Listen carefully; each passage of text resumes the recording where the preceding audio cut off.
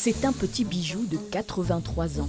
Une locomotive à vapeur qui tire ce train pas comme les autres. 3 voitures des années 30 et à son bord, un contrôleur très contrarié. Tous les ans, cette lanterne se rallume le 6 décembre, le jour de la Saint-Nicolas, pour annoncer le début des fêtes de Noël. Et là, c'est la première fois, messieurs, dames, que la lanterne de la magie de Noël que le Père Noël m'a offert ne s'est pas rallumée. Un parfum d'aventure et de mystère pour ces petits voyageurs. 15 km dans la campagne audomaroise, entre chansons et exploration.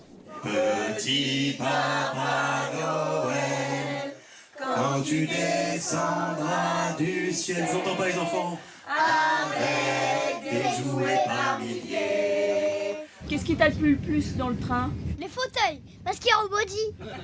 La cabine. La cabine? Oui. Ok, pourquoi?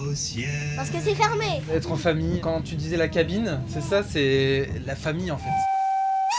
Arrivé à Limbre, 15 minutes de pause, juste le temps pour le Père Noël de réparer la lanterne et d'offrir des chocolats.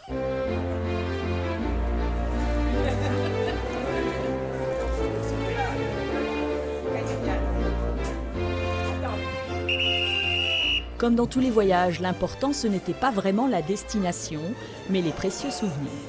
Qu'est-ce que tu préfères, le train ou le Père Noël? Il adore les trains depuis c'est 1 an. Et du coup, on a fait 1 heure de route pour venir.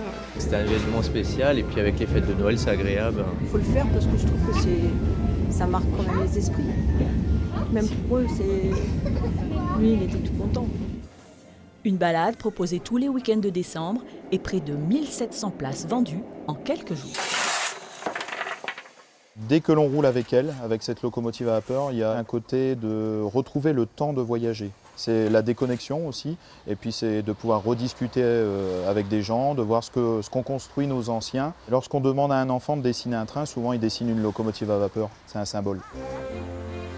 Et cette année, ne cherchez pas le Père Noël sur un traîneau. Pour sa tournée, il se déplacera en train bien sûr.